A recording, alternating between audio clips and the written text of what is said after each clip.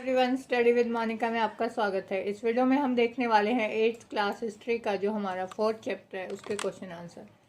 पहला जो हमारा प्रश्न है वो है रिक्त स्थान भरे।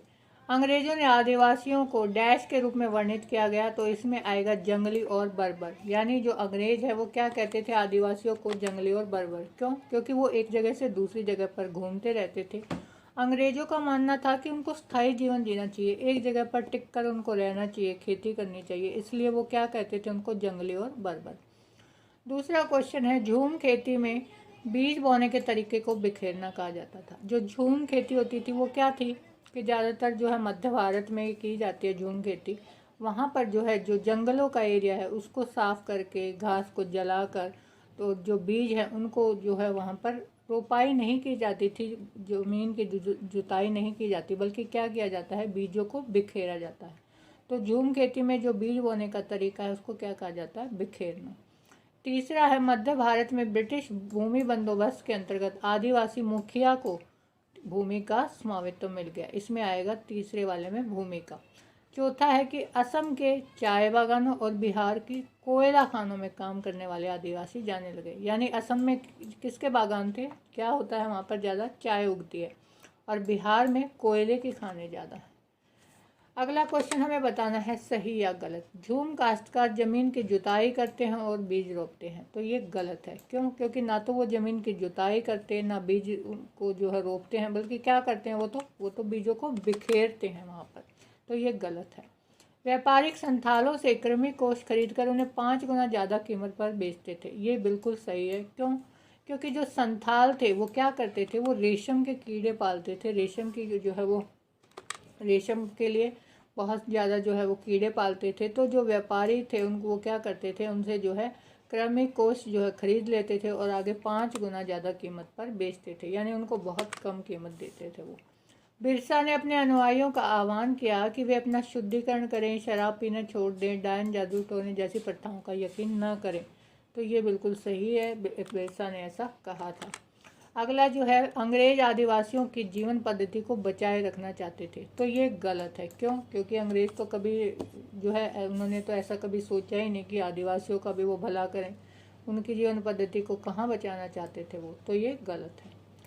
तीसरा क्वेश्चन है हमारा ब्रिटिश शासन में घुमंतु काश्तकारों के सामने कौन कौन सी समस्याएं थी। यानी जो घुमंतु काश्तकार का मतलब क्या है, जो लोग जो है इधर से उधर जो है एक स्थान से दूसरे स्थान पर घूमते रहते हैं, जहाँ उनको ज़मीन मिलती है वहीं वो खेती करते हैं, तो उनके पास जो है समस्याएं क्या थी ब्रिटिश शासन में। अंग्रेज़ों ने अपने स्वार्थ के लिए घुमंतु काश्तकारों को एक जगह पर रहने को मजबूर कर दिया, इससे घुमंतु काश्तकारों की स्वतंत्रता भंग हो गई। देखिए परंपरागत तौर पर ये लोग क्या करते थे, जो आदिवासी हैं, घुमंतु लोग हैं, वो क्या करते हैं, वो घूमते रहते हैं, कभी भी टिक कर एक जगह से पर जो है वो नहीं रहते।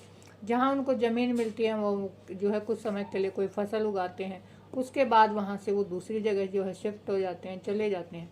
लेकिन अंग्रेज़ों ने क्या किया, वो अपना स्वार्थ, उनका स्वार्थ क्या था, वो चाहते थे जंगलों में जहाँ पर उनको रखा जाए वो उनके लिए मजदूरी करें, उनका काम करे, लकड़ी ढोने का काम करे जंगलों से। तो उन्होंने क्या कहा घुमंतु काश्तकारों को कि भाई आपको एक जगह पर टिक कर रहना है, तो इससे उनकी स्वतंत्रता जो थी वो भंग हो गई।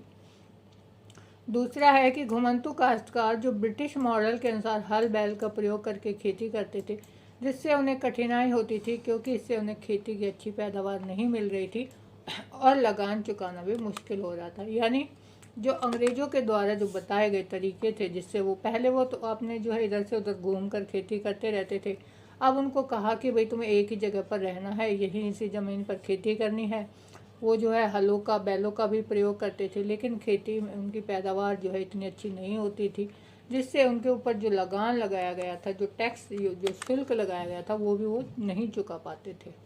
तीसरा है कि घुमंतु काश्तकारों ने धीरे धीरे खेती की इस विधि का विरोध करना शुरू कर दिया, क्योंकि कुछ ही किसानों को भूस्वामी और दूसरों को पट्टेदार घोषित कर दिया था। पट्टेदार अपनी जो है भूस्वामी को भाड़ा चुकाते थे और भूस्वामी जो है वो सरकार को लगान देते थे। यानी जो ज़मीन थी उस पर क्या किया कि भाई एक जो है मुखिया बना दिया, वो जो कुछ लोग हैं उनको स्वामी बना दिया, और बाकियों को क्या कहा कि भाई पट्टे पर आपको जो है भाड़े पर आपको ज़मीन लेनी है और उसके ऊपर खेती करनी है।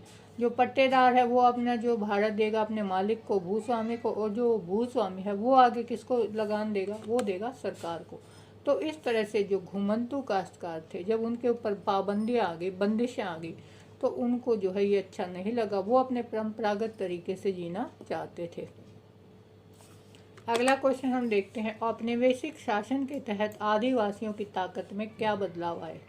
औपनिवेशिक शासन का मतलब क्या है? औपनिवेशिक शासन यानी जब अंग्रेज़ों ने अधिकार करना शुरू कर दिया था, जो आदिवासी हैं वो ज़्यादातर जंगलों में या पहाड़ी एरिया में रहते हैं। जो मध्य भारत में जो है ज़्यादातर आदिवासी हमें देखने को मिलेंगे। तो वो लोग क्या करते हैं कि औपनिवेशिक शासन के तहत, यानी अब अंग्रेज़ों का जब उन्होंने अधिकार कर लिया, अंग्रेज़ों ने उनके ऊपर जो है अपने जो है निर्णय थोपने शुरू कर दिए, तो उनकी उसकी ताकत में क्या बदलाव आया आदिवासियों की। आदिवासियों के कई प्रशासनिक अधिकार थे वो ख़त्म कर दिए गए, उन्हें ब्रिटिश अधिकारियों द्वारा बनाए गए नियमों का पालन करने पर मजबूर किया गया। यानी पहले तो आदिवासी क्या करते थे, घूमते रहते थे, जहाँ उनका मन करता था वो रहते थे, जहाँ खेती करनी होती थी वहाँ करते थे। लेकिन जो अंग्रेज़ थे उन्होंने इस तरह के नियम बनाए कि उनको एक जगह पर ही टिक कर रहना है, वहाँ खेती करनी है।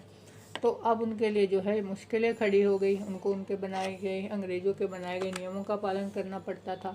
आदिवासियों को अब अंग्रेज अधिकारियों को नजराना देना पड़ता था। नजराना होता है एक तरह की भेंट, यानी उनसे ज़बरदस्ती भेंट ली जाती थी, और अंग्रेज़ों के प्रतिनिधि के रूप में अपने समूह को अनुशासन में रखना होता था। देखिए, जो आदिवासी हैं वो कैसे रहते हैं, वो एक समूह में रहते हैं, कबीलों के रूप में रहते हैं। ज़्यादातर उस एक समूह में, एक ग्रुप में जो है एक ही परिवार के सदस्य होते हैं। उनके अपने तौर तरीके होते हैं, अपना जो है रहन सहन, खान पान, अपनी संस्कृति अलग होता है सब कुछ बाकी जो लोग हैं उनसे। लेकिन अंग्रेज़ों ने क्या कहा कि भाई हम उनको अनुशासन में रहना है, तो ये भी उनके लिए मुश्किल था। आदिवासी निवासियों के पास जो ताकत पहले थी अब वो ताकत नहीं रही। वो परंपरागत कार्यों को करने के लिए भी लाचार हो गए। यानी उनका अपना रहन सहन था, अपना परिवेश, अपनी भाषा, अपनी संस्कृति थी। अब वो मजबूर हो गए थे क्योंकि अब उनको अंग्रेज़ों के द्वारा बनाए गए नियमों का पालन करना था। अगला क्वेश्चन हम देखते हैं, दिक्कुओं से आदिवासियों के गुस्से के क्या कारण थे। दिक्कू कौन होते हैं? देखिए, जो ईसाई मिशनरी थे, सूदखोर, जमींदार, जो अंग्रेज अधिकारी थे, उनको क्या बोलते थे ये आदिवासी? इनको बोलते थे दिक्कू। तो इनका जो आदिवासी थे इनको दिक्कुओं से गुस्सा क्यों था? दिक्कू आदिवासी मिशनरी, सूदखोर, हिंदू जमींदार, अंग्रेज अधिकारियों को दिक्कू कहते हैं। यानी आदिवासी जो मिशनरी हैं, ईसाई हैं, सूदखोर हैं, जो उनसे जो है लगान लेते हैं, हिंदू जमींदार हैं और अंग्रेज अधिकारी हैं, उनको क्या बोलते हैं ये लोग? आदिवासी दिक्कू। अब उनके गुस्से का कारण क्या था कि वो उनसे क्यों नाराज़ थे? आदिवासी दिक्कुओं को अपनी गरीबी और दयनीय अवस्था का कारण मानते थे। यानी जो आदिवासी है उनको क्या लगता था कि भाई हमारी जो भी दशा हुई है, अब हम अपने परंपरागत तरीके से नहीं रह पा रहे हैं, अपने जो हमारे जो नियम थे हम उनको उनमें बदलाव करना पड़ रहा है। तो इसका कारण कौन है? ये लोग ही है, दिक्कू ही है। आदिवासियों का मानना था कि कंपनी की भू राजस्व नीति उनकी पारंपरिक भूमि व्यवस्था को नष्ट कर रही है।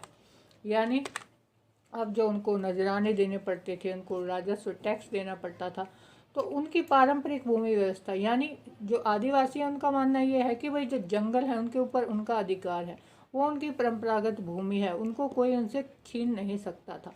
तो अब उनकी जो व्यवस्था थी वो भी नष्ट हो रही थी। तीसरा, आदिवासियों का मानना था कि हिंदू जमींदार और सूदखोर जो हैं वो उनकी ज़मीन हड़पते जा रहे हैं। यानी जिस ज़मीन पर वो अपना अधिकार समझते थे वो ज़मीन अब किसके द्वारा हड़पी जा रही है? वो सूदखोरों और जमींदारों के द्वारा जो है वो हड़पी जा रही है। इसलिए भी वो उनसे गुस्सा थे। आदिवासियों का मानना था कि मिशनरी उनके धर्म और पारंपरिक संस्कृति की आलोचना करते हैं। देखा, जैसा कि मैंने आपको बताया कि जो आदिवासी हैं उनका एक अपना ही अलग परिवेश होता है, उनके रहने के तरीके हैं, खाने पीने के तरीके हैं, या फिर उनके जो इन्जॉयमेंट के तरीके, यानी वो उनका नृत्य है, उनके जो संगीत है वो भी हम लोगों से एक अलग तरीके से होता है। तो उनको ऐसा लगता था कि जो ये मिशनरी हैं ये हमारे धर्म और जो हमारी पारंपरिक संस्कृति है उसकी आलोचना करते हैं। इसलिए भी जो आदिवासी थे वो इन दिक्कुओं को पसंद नहीं करते थे और इनसे गुस्सा थे। तो इसके आगे के क्वेश्चन हम देखेंगे अपनी नेक्स्ट पार्ट में, नेक्स्ट वीडियो में। उससे पहले आप चैनल ज़रूर सब्सक्राइब कर लीजिए और बेल आइकन प्रेस कर दीजिए ताकि आपको आने वाली वीडियोस की नोटिफिकेशन मिलती रहे।